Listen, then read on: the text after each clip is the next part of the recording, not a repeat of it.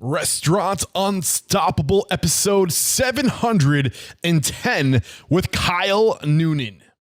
So with excitement, allow me to introduce to you back on the show for a second time, Kyle Noonan. My man, Kyle, are you feeling unstoppable today? If a worldwide pandemic didn't stop me, then I don't know what will. So yes. That's the attitude. So let me just give the listeners an idea of who we're talking to. College friends and FreeRange Concept founders, Kyle Noonan and Josh Sepkowitz. Oh man, I'm going to destroy this name so bad. Sepkowitz. Did I say it right?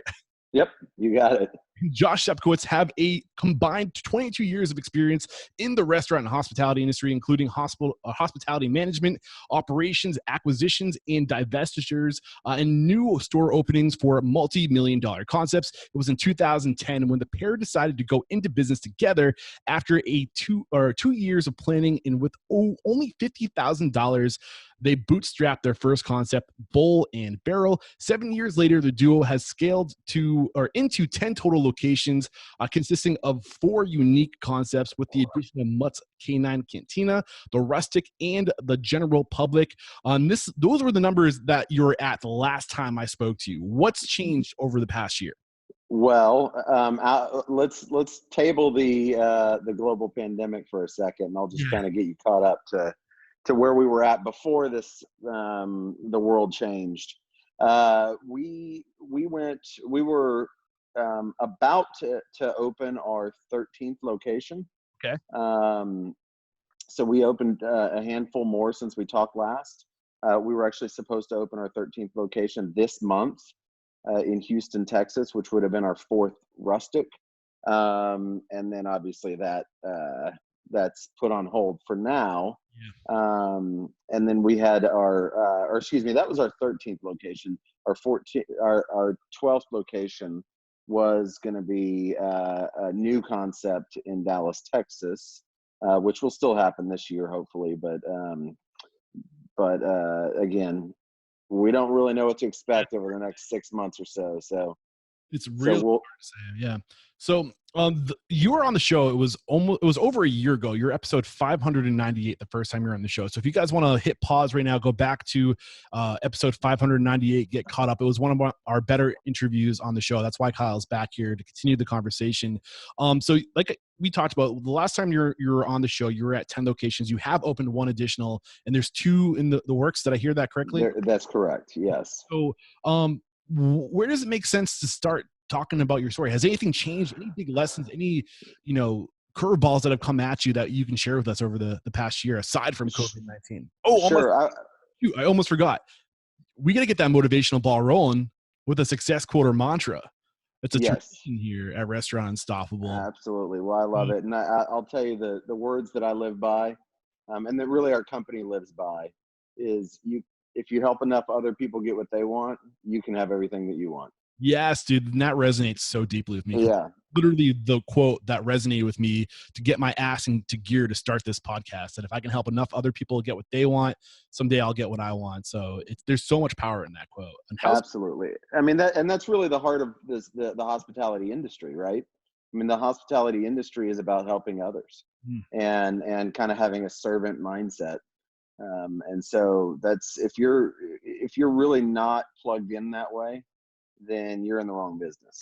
Yeah. And it's absolutely been a trend that I picked up on with successful restaurateurs, that they understand at the end of the day, if they make it about everybody else, their employees, their guests, and they put it all out there for those people, that they will be taken care of. That's human equity. Human capital is the best security out there. And we take care of people. No question. Absolutely. No question. Great way to get this thing started. So like I just asked before, the success quote, what's new? What's changed over the past year? Yeah. So we have multiple brands. We've been growing. We've been busy. And I will say our brands are all large scale venues. A Rustic, for example, employs over 250 people. So opening a Rustic, for example, is no small feat. It's a big undertaking. There are 30,000 square foot venues. Hundreds of people that you have to onboard and train and teach how to operate as one unit and a cohesive group. So we don't grow we're never going to be the company that says, yes, we're going to go and do 40 restaurants this year. We like a steady, healthy pace of 2, maybe 3 a year, at the high end 3. But 2 is probably kind of our sweet spot. Every 6 months, if we can open a unit, we'd be very happy with that. And so we've been kind of on that trajectory since you and I talked last. We've opened a couple of units. Another really interesting thing that we've done since we talked last is our Mutts brand, which is a full-service restaurant and bar that overlooks a private membership-based dog park. For those of you who didn't listen to the last episode or are familiar with the brand, it's, I think, country club for dogs. So you can sit out there, let your dog run around. You get a glass of wine, hang out under an oak tree. Bark rangers are in the park taking care of the dogs. Park Ranger? Bark rangers. So that brand we've decided to grow through the franchise model. Everything else is corporate owned, but we started at the middle of last year actually selling franchises. That process to become I guess legal to sell franchises, get all the FTD documents throughout all 50 states, took us about a year. So we started selling franchises middle of last year, and so far we've sold 11. Congratulations. So that brand will be growing pretty quickly. That brand has been awarded through numerous publications, and it's just been kind of a hot brand. So we're really excited about the growth prospect there. I have questions. I got to pull back some layers on this because these questions are running through my head. So it's kind of interesting because you just got done saying that our approach with our concepts has been to be slow and steady, releasing 2, 3 max a year, slow and steady, the long game. Meanwhile, you have another one of your concepts where you're taking the franchise approach, and you've opened 11 in the past year. So where do you draw the lines? How do you pick and choose which concepts will do well in a fast scale, whereas which concepts we're going to take the slow and steady long game approach? How do you make those decisions? So it really comes down to 2 things. The first one is, does the business model make sense to do it internally, or does it make more sense to scale through the franchise model? And there's some elements to that I'll get into. But the other thing is, the unique component about Mutts, or one of the unique things about Mutts, is it really created a category. It was its own dog park restaurant bar didn't exist before Mutts. And so it feels like all of Austin, Texas is a dog park restaurant, but but just having that kind of business model where the dogs pay a membership, a monthly fee to be a member there, it created its own category. And so because of that, we felt it was important that we become kind of first to market, because we started seeing people go, oh, that's a great idea, I want to do that too. And so they might attempt to rip us off. Now fortunately, for us, our brand, our Mutts units have stood the test of time so far. I mean, they've lasted. The other competitors haven't. So that's a good thing, because it's a business model that took us some time to figure out. It took us 5 years to fine tune it and really understand what that business was, before we could start growing it. So that's one of the motivating factors, was we wanted to be first to market with Mutts. And the only way to really do that is through the franchise model and kind of, I guess, crowdsource, so to speak, the ownership and the operators. So that was one motivation. But also the Mutts brand, the business model is a very simple, interesting, finely tuned business model, because I'll give you an example. The building is actually a prefab building that is built in Atlanta, Georgia. So when you locate your site, your park, which you need at least an acre, you order your building. It comes about 6 weeks later, fully equipped, all the way down to paper towel roll holders and hand soap dispensers. I mean, all equipment is in place. That building is dropped on site. It takes about a week to hook up utilities, and you're off and running. So from a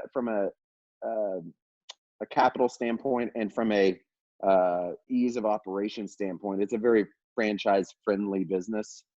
It's also from a kitchen standpoint, we have a very streamlined menu. I took a page out of one of my friends and mentors owns a concept called Raising Cane's. Oh, And he, I wonder if it's a past guest. Todd was? Maybe, I don't know, but I had Paul Tunerman on the show. He was Okay. pretty, sorry to interrupt, but Yeah. love that Yeah. part. Keep going. Yeah. So talking to Todd, he has 500 units, and he'll tell you the number one reason why they were able to grow as quickly as they did is their training manual is about 5 pages, because they sell, I think they sell 5 ingredients if you include the soda. Yeah. So it's a very streamlined operation, and they can roll it out quick. So we wanted Mutts to kind of take that, just do a few things really well, have a full bar. The real revenue stream is the membership model. When you have each dog pays $16.95 a month, and Mutts averages somewhere in the neighborhood of 2,000 to 3,000 members per unit. So when you have that automatic revenue stream coming in every month, it's a pretty juicy enterprise. Dude, there's so much I want to unpackage from this, and I feel like we're kind of overlapping to our previous conversation maybe a little bit. I don't remember a lot of this coming out, the scalability of Mutts and talking about that. You said it took you 5 years to figure out your brand, and what was that process? And I think this is something that's important to bring to the surface, because I feel like with all the conversation around vision, purpose, core values, and having all this brand identity aligned, people get overwhelmed at first. And I don't know, it's important to be mindful of those things and to have those things on your table, but I don't know if it's realistic to know exactly on day one who you are or what the brand is. It takes time for that to evolve. So break that down. Well, I think that's true in any business, but when you are creating something completely new and different and unique, there's an extra added element of challenge, because you can't go reference something else, or you can't call, or you can't study another competitor. For example, our first business was Bowl and Barrel. I had never run bowling alleys, but bowling alleys existed, so I could go into competitors and kind of study it, and I could hire consultants to teach me about the bowling industry and the mechanics behind it, and the operations and the economics. So I had a point of reference for that, even though I had never owned or operated bowling alleys. I at least had a point of reference there. With Mutts, there's no point of reference, because the business didn't exist before we created it. And so it took us a long time to figure it out. And there was a lot of tweaking, and a lot of just tinkering, because we knew we had to get it right if we were going to grow it. Yeah, and it sounds like you've only been franchising for the past year, but it sounds like early on in the life cycle of this concept, you knew that it had legs, it could travel, you could scale this thing. Is that true? Correct. Because that's correct. You designed it to be scalable, with down to the prefab, to the simple menus, to all these different things. And I think that's worth bringing to the surface too, just the significance of if there's something that has legs and it can be scalable, how can we make it as scalable now before we start to try to scale it? How can we simplify it? And that's amazing. You said a week to hook up everything. Yeah, roughly about a week to hook up utilities. I mean, obviously there's some landscaping and some fences and things like that you can do ahead of time. But once the building gets to your site, you can open pretty quickly, which makes it just kind of simple and streamlined and painless, and you kind of know what you're getting as an operator. So we love the model. And the other thing that really is interesting about Mutts and the building in particular is that because it's prefab and because it is portable, you can take advantage of a site for say 5 or 10 years, and then pick up that building and move it somewhere else and start the business over again. Awesome. So you can it allows you some flexibility Literally has legs. It literally has legs, exactly. I love it. The other But thing, yeah, go ahead. you know, and I would like to point out that it didn't take us 5 years to perfect the revenue model, because Mutts was busy from day one.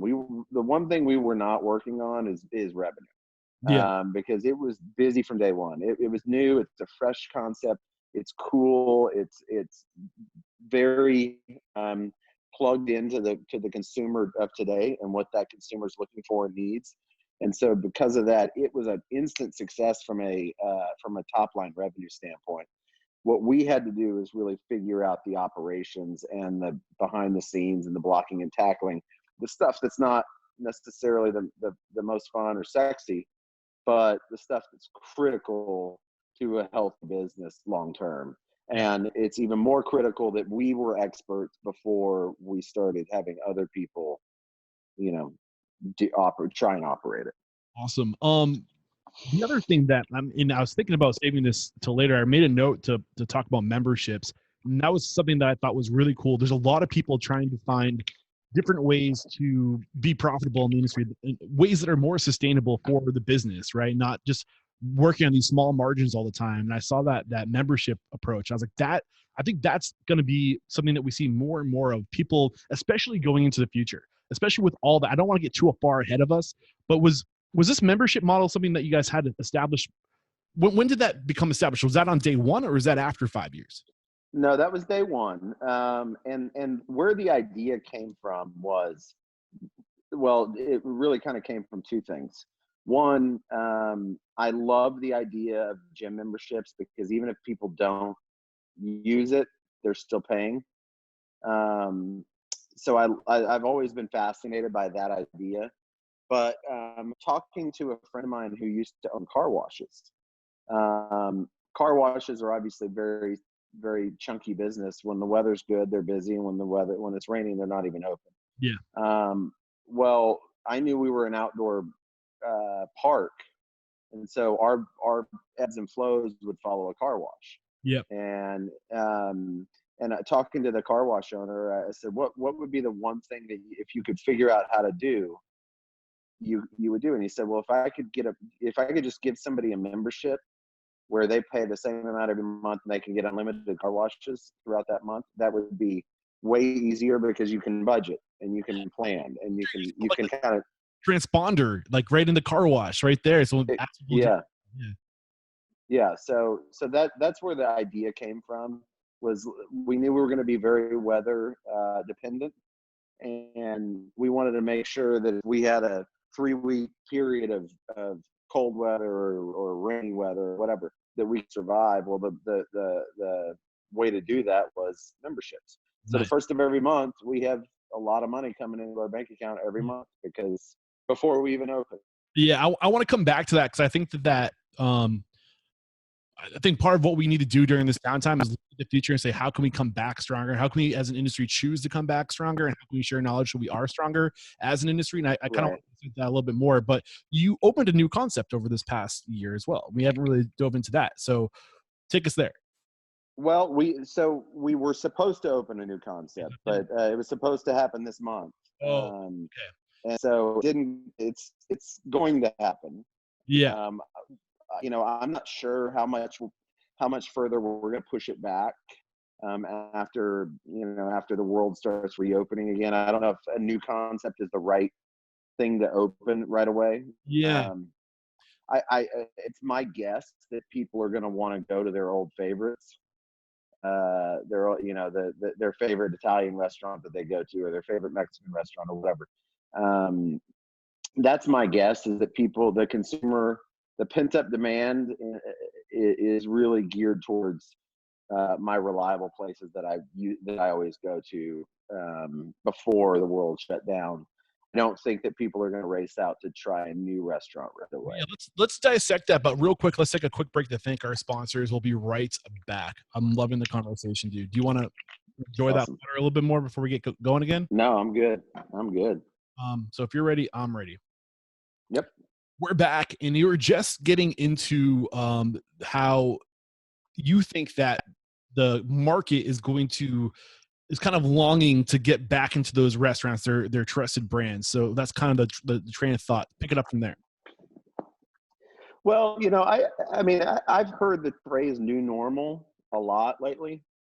Um, Oops, hold on. Am I there? Sorry, I was getting a call. You're good. Um, okay, I'll You're start that over. yeah. The new normal is what you were saying. Yeah. Uh, so I've heard the phrase "new normal" thrown around quite a bit. I think there is some truth to that, but I don't love it. I think what we really want as consumers is getting back to normal. Yeah. And getting back to the things that we love to do. We love to go to sporting events and concerts and go sit on a patio and have happy hour and, go hang out with family and friends and celebrate a birthday at a steakhouse. Those are the things that we want to do. And getting back to normal is really, I think, what we want more than us being excited about the quote unquote new normal. Yeah. So that, I mean, obviously no one knows. I mean, we all have apps on our phone that try and predict the weather, and meteorologists have years of practice and experience and tools and Doppler radars, and they still can't even tell you what weather's going to be like 2 days from now. Yeah. So nobody really knows what's going to happen. But I do think that and a lot of it's just based on my own desires and my friends' desires and my family's desires. We just want to get back to some sense of normalcy. Yeah. And part of that is going to eat at restaurants that we've always been to, and that Friday night date spot that I always go to, or whatever. So obviously, I listened to our first interview before getting back on the call to kind of refresh the train of thought, what we're talking about, things that were important to you, things that you attribute to your success. And one of the things that you, from the very beginning of last interview, that you attribute to your success is that you're all about experiences. Like that's what you do. Yes. You create experiences. You have bowling alleys, concert venues, dog parks where people get together. I mean, yeah, like the majority of restaurants, especially full service restaurants, are about the experience. It's about fitting a lot of people into a tight space, but you guys really, really rely on like that, bringing people together. Yeah. That, we went all in on that. yeah. So you're really affected by no wonder why you want to get back to the old normal, because the old normal was that was your business model, but bringing a lot of people together in a tight space. So after me sharing that, like what's going through your mind as I'm saying these things? Well, so yes, I mean, we did. I mean, for like example, our to-go program was non-existent before this, and that was just by choice, because we felt like we wanted to get the consumer into the building to see, a crowded space and see the bartenders shaking drinks and have a musician on the stage, or see the crowd and all that stuff, and just kind of have that energy and that excitement. And it's hard to do that out of a to-go package. Do you mind taking us through that, and not to take you off your train of thought, but do you mind taking us through that process of implementing to go and pick up and delivery? I mean, I'm sure you guys put a lot of time selecting which tools and services you're going to go with, and take us through that thought process and how you ended up where you are. Yeah, well, so I will say we're initially we were down substantially, and we're still down substantially, but we went to probably close to zero. We were down 99% when the world switched to go takeout, because that was never our model. Mm-hmm. We've been able to build that up, and because of this, we've now seen a really interesting revenue stream that wasn't there before. So curbside takeout, that kind of stuff is here to stay. I think that the real winners are the ones that can deliver the product efficiently and the quality product to the consumer. But the other thing that we really tried to do, and where we started seeing success, is initially we just said, okay, here's our menu, order what you want, try and figure it out. But not everything's built to go, or for to go, for takeout.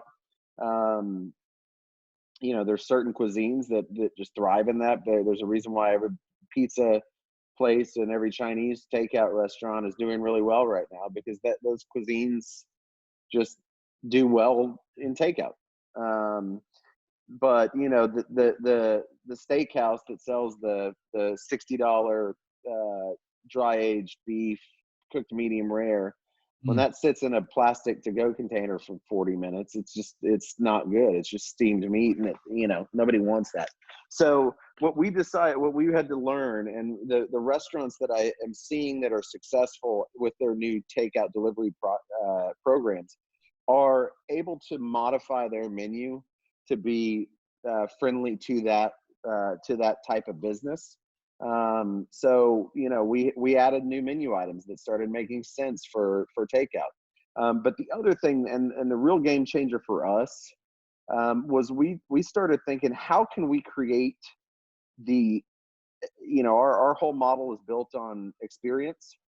So how can we still create an experience through the to-go takeout model?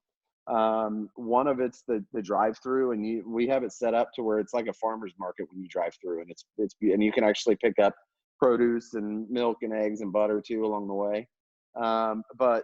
But two, and more importantly, what we did is we're now doing programs online where you take home the meal kits, and you could go online and watch a video of, say, me and maybe a musician teaching you how to cook that dish together. I didn't know you were a great cook. I kind of assumed you guys outsourced for that, but I watched a couple of those videos, man. You know your way around a kitchen. Yeah. I love to cook, and so we've seen a lot of success from that because it's now an experience for people, and it's memorable. It's not just a cheeseburger in a styrofoam to-go container, that gets soggy and you eat it 30 minutes later, kind of half cold. It's an actual experience. I want to go deeper in some of the best practices using social media to put together those experiences, because you're still focusing on experiences, the remote experience. And that's one thing I wanted to commend you on. We're going to get to this, is that you're really great with social media. You're really great with being a representative of the brand. And I wanted to kind of dissect that. But before we get into that next subject, you mentioned new menu items. When you're thinking of these new menu items, you say, does it travel well? What else are you considering when you're trying to develop new menu items? What's going on in the back of your head? I mean, I think a lot of it is just that. Does it travel well? And where I start is, what would be good leftovers? Some dishes are really great leftover. I mean, give me lasagna the next day, and that's I would argue it's better than the second day than it is, fresh out of the oven. Yeah. There's just certain better after a couple of days, for sure. Yeah. There's just certain dishes that just make great leftovers. So we went, okay, what's going to be a great leftover? And then if it's a great leftover, then that means it's great to go. It's a great to go container or to go item. So for example, we didn't have in Texas, one of our historical dishes or famous dishes is called King Ranch casserole. If you're from Texas, you know what it is. It's basically, it's kind of a Southwestern lasagna, chicken lasagna type of idea. And that thing, I mean, it is so good. 2-3 days later, it's delicious. So we decided, let's have a King Ranch casserole for the menu. We never have it on the menu for dine-in because nobody's coming in for a casserole you just don't sell casseroles really at restaurants. But a casserole to go for 2 people, I mean, those things have been selling like crazy for us. That's awesome. So, I think it's just really understanding what the consumer wants, how the product will travel, but also you have to be on brand too. Just because pizza is good to go, I don't have pizza restaurants, so I can't start just trying to sell pizza. It has to still be in line with the brand. So one thing that comes up often is, how are you extending that user experience at home? How are you making the packaging interesting and all that? Is that something that you guys put a lot of thought into, or? Yeah, I mean, it's the whole idea of, okay, now we're all at home. We're having to cook. A lot of us are having to just find things to do to kill the time. So cooking has become an option for people. So we are sending, kind of prepared dishes that are that all the ingredients are there, and handwritten instructions from one of our chefs is there, and then you can go online and watch the video of how to prepare that. at home. So it's just kind of more of an interactive thing. Is there a video with every menu item, like a step-by-step process for every menu? Not quite yet, but we have most of our menu is recorded now and out. I think that's really smart to kind of compound out this experience theme, right? Yeah. We're doing like here's the package for like how to make your homemade pizza, but to ship the items in a way that they can be like prefab or like par cooked, right? And then you in a way that now you're teaching. Now you're like, this is how we do it in the restaurant. You can do it at home. Here's everything you need. That's how you experience in the videos that you're creating, the personality behind that, the bringing. Not only are they bringing your food into their homes, they're bringing you into their homes, which is really interesting. What are some of the best practices we need to be considering if we want to take this approach? Well, I mean, I think obviously you got to be plugged into what the consumer wants from you. But two, I think right now, especially from a social media standpoint, you need to either be helpful to people or entertaining to people, one of the two. And so we've tried to take the approach of being somewhat helpful, but also somewhat entertaining. For example, the Rustic brand is known for food and drinks, but it's also known for live music. And so I've had, in fact, I have another artist coming today. They set up, they bring their microphone and PA system and set up in my backyard and do a 20-minute live stream concert. So it provides value to the guests from an entertainment standpoint, and there's no ask for it. It's just here it is. Please enjoy while you're sitting at home. And I think that we'll be remembered when the world wakes back up again. And we'll hopefully be top of mind for a lot of the consumers. So the only other thing I really want to make sure we explore to respect your time before we start to wrap things up, because I think I only told you a half hour to 45 minutes, so I want to respect that, is this idea of membership models. I think that people are going to, especially because there's a lot of all this delivery, I think you're going to see a lot of restaurateurs kind of adopting that prefix send home, like Blue Apron type approach, where now like Blue Apron's got a lot of competition now, I'll tell you that much. Because but that's a membership model. And I think that because this thing is looking like it's going to be at least another 2 months or another year before people get the confidence to go back out again, like they did a couple months ago, that these membership opportunities are very, very plentiful, very plentiful. Right. Are you guys looking at that? Like, you already have the membership model going in one of your concepts. Have you seen the potential to cross utilize that model? If I could figure out a way to sell memberships to a restaurant, I would do that in a second. There's very few examples of it working. I know that there's a wine kind of concept that sells a wine membership. That basically you get a couple bottles of wine every month, and you get like half off wine in the restaurant or something. But very few examples of that actually working. Why that is, I don't know. I don't know if it's just the fear of the upfront commitment, and it makes me kind of get locked in as a consumer to a certain restaurant. Maybe, I don't know.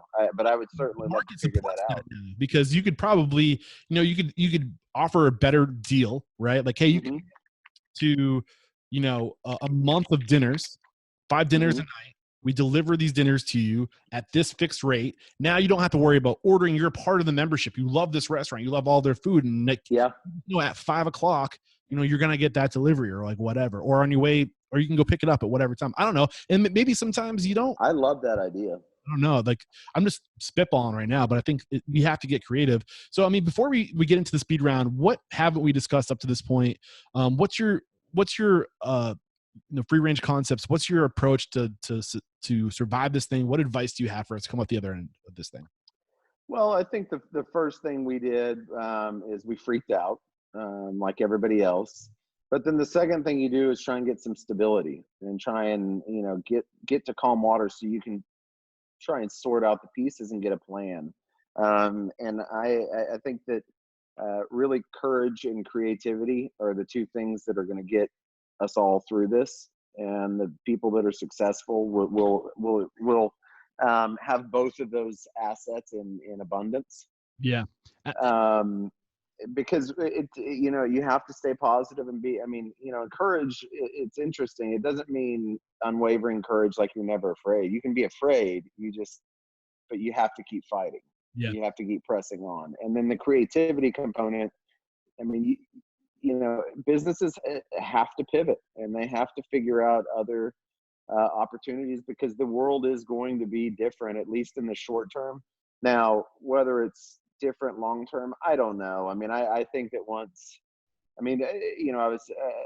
we were having the talk the other day that after 9/11, people were saying, oh, office towers are not going to exist anymore because nobody's going to want to be in an office building, or nobody's going to be on a plane anymore, or anything like that. And then, we're pretty resilient people, and we want to get back to normal things. Let's be honest, though. Like, people are hardwired to socialize. We're social creatures. Yep. Part of our DNA. Like, Yep. We aren't going to evolve out of that in a couple months. We're going to be No doubt. back out there and to socialize and to meet people and to date and to flirt and do all this stuff that we love to do in public. So it's just a matter of time, I think, before we're back out there doing stuff. Any last thoughts? Anything that you haven't gotten out before we take a break to thank the sponsors? I just think the biggest thing is that there's going to be an end to this, and the smart, savvy people will thrive. Yeah. Awesome. Great stuff. One more quick break to thank our sponsors. We'll be right back to bust out a quick speed round. I'm loving the conversation, man. You're doing great. Thank you. Thank you. You ready? I am. I think I'm going to go back and forth and see if your answers this time line up with your answers last time. It's kind of a fun game. Yeah, that'd be funny. Pull this up real quick. Okay. If you're ready, I am ready. Let's do it. All right, we're back. And the first question I have for you is, what is your it factor? A habit, a trait, a characteristic you believe most contributes to your success? I think it's probably the desire to take care of people. I love it. Last time you said to think big, to not be afraid to shoot for the moon. Oh, yep. There you go. What is your biggest weakness? That I think big. Shoot for the moon. No, my biggest weakness is probably, I would say today, that I am kind of fearless, and I'm willing to push forward through fire. Right. High risk, high payout, but that's up to the entrepreneur, right? Yep. What's one question you ask or thing you look for during the interview process? When you're growing your team, what are you looking for? Do they have a servant mentality, a sense of hospitality? Same answer as before. What is your biggest challenge today? How are you overcoming it? Our biggest challenge is understanding what the future holds in these uncertain times, and how to best position ourselves to be successful. The good thing is we have a tight team, we have a creative team, we have a nimble team, and we have a hungry team that is they're not afraid to work, and they actually are.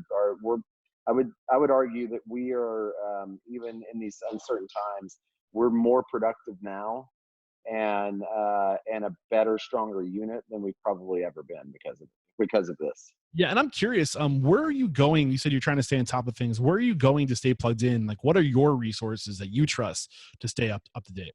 Yeah, well, I think the first thing I had to do after about a week of being quarantined, and my company was shut down, I had to turn off the news. I had to turn off the news notifications, because it was every morning, I would wake up, pull up my phone, and it was the world's ending, basically. It was all doom and gloom.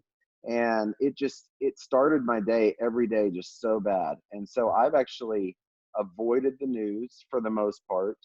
I've turned off all news notifications, and where I get my information is actually talking to industry leaders. I'm on the phone a lot with people I respect, people that kind of mentored me, and also people that I'm trying to mentor. Yeah. And so I'm just communicating. It's constant communication. Now, also, I am on the executive board for the Restaurant Association, so I am kind of up to speed on lobbyist efforts. I mean, I've even been on a call with the president about 3 weeks ago. Yeah. So I do have some access to kind of really live, up to date information on what's going on from a legislative standpoint, And which has helped. I love that you're going for advice within the industry, and that's kind of one thing that I am trying to echo right now is that if change is going to happen in this industry, it's going to come from within. Yep, We can't look outside of our industry for guidance. It has to come from within, and absolutely. feel good to know that I'm out there talking to people too. So I think that's the best approach. Yeah, And I want to tip my hat to the Texas Restaurant Association because I feel like restaurant associations get a lot of flack for not really having the same presence or significance they once did with the advent of the internet and all this, but they're sure. proving their value right now for advocation. And like that's one leg that's still strong, and it's still completely necessary to have that aspect in our industry, people advocating on our behalf, and they've been doing an incredible job of that. Absolutely, without question. And I will tell you, it's sometimes hard to get restaurant operators to join the association because they're like, I don't really get it. I don't really know what they do. Don't Well, need it. I don't think we're going to have a tough time after this because the association has done a tremendous job being an advocate for the industry, and we haven't received everything we want yet, far from it actually, but we've received a lot more than we would have had there been no voice at all. Yeah, sorry, so much for a speed run. That's my fault, though. I was pulling back. Share one code of conduct or behavior you teach your team. Say that one more time. Share one code of conduct or behavior you teach your team. Take care of the person next to you.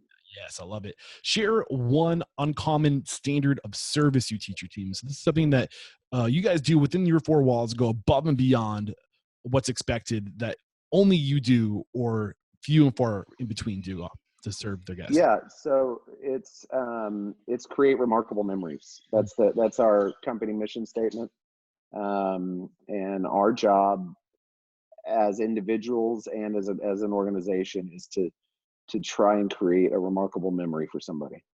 Share one book that's a must read to make us a better person or restaurant operator.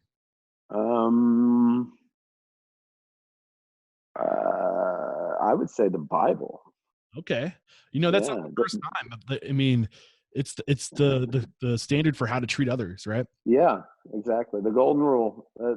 I think that's probably where you can stop. I mean, just the golden rule: treat others as you want to be treated, and that's all you need in the restaurant industry. The last time you were on the show, you said "Good to Great" by Jim Collins. And, yep, I almost said that, but I didn't because I knew I said it last time. Yeah, that book is on Audible if you want to go check it out. It's a great book. What is I think some new questions are going to come at you, by the way, so get ready for it. What's something you feel restaurateurs don't do well enough or often enough? Listen to their consumer. Name one service you hired. This isn't a technology. This is a service that has a person behind it that maybe for branding or marketing or design, or you fill in the blank, a person, a service that you've outsourced that's been incredible that you would recommend to your restaurateur friends. We use our PR firm, Champion Management, does a tremendous job. They do a tremendous job. And what is one technology you've adopted within the past year, maybe that's had a huge impact on your operations? Well, so we actually just signed up with a company called Table E that basically has put buttons on every table, and each staff member has a Fitbit type thing that they wear, and then managers have one too, and the guest needs something, they hit the button, it buzzes the server. If the server hasn't been over the table in 45 seconds, the manager gets buzzed. And that was a great program for us when we had dining rooms. Right. And that's a first time mention on the show. That's Table Lead, like Table E. So the word table -E, like what's? Yeah. Yep. Got it. Yeah. And what about, I'm curious, what you said you weren't doing delivery and pickup before this. Which do you know which services you went for and why? Yeah, we're using in Texas. There's one of the most popular ones is called Favor. So we're using Favor. We're also using DoorDash. We haven't opened up to Uber Eats or anything else. So those are the two that we went with. Got you. What about for placing those orders? Now, we're using a POS that already has those options that integrates with those third parties? Yeah, you can actually, obviously you can go old school and just call the restaurant, but you can go onto the rustic.com and now place your order. Okay. Right. So yeah, you can order through our website now. This is the last question. It's a doozy. I don't know if you remember it. Okay. But if you got the news, you'd be leaving this world tomorrow. All the memories of your work in your restaurants would be lost with your departure, with the exception of 3 pieces of wisdom you could leave behind for the good of humanity and for your legacy. What would those 3 pieces of wisdom be? 3 pieces. Take care of other people. Do your absolute best, and always smile. Love it. Last time you said treat others well, so there's a little bit of an overlap there. Be kind and be sincere, dude. I've loved this conversation. There you It's go. a pleasure to connect with you, Kyle. Thank you so much. And who's one person you respect and admire who's been really impressive, maybe through this whole COVID thing, that you think should be a good guest mentor on the show, like you made for us today? That's a good question. I would say, well, who would I mean, there's so many right now. I think Danny Meyer has done a tremendous job, kind of showing us a sense of hospitality and also leadership. And then I don't know if you're familiar with the Front Burner guys out of Dallas, but Jack and Randy have done a really good job as well. I'd love to get them on the show. Actually, they're behind the food court, aren't they? The food hall. Yeah, I'd love to get them on the show. Thank you. Look out, guys. I'm coming after you. And there's going to be a lot of people looking for work after this. So if we want to come join your team, or maybe we have some questions, what's the best way to connect? Come to our website, any one of our websites, or just go to freerangeconcepts.com. I would love to talk to new talent. And this is episode 710. Head over to restaurantunstoppable.com/710. We'll be sure to summarize today's discussion, as well as put any links to any tools and services that were recommended over there, and your original conversation. That was episode 598, 112 episodes ago. We'll link to that in the show notes as well. And Kyle, I can never say thank you enough for taking the time to continuously. I really enjoy this. I really do. Thank you. I do a lot of these, and this is always a highlight. Thank you very much. That means a lot. There is no question, Kyle. You are unstoppable. Awesome. Cheers.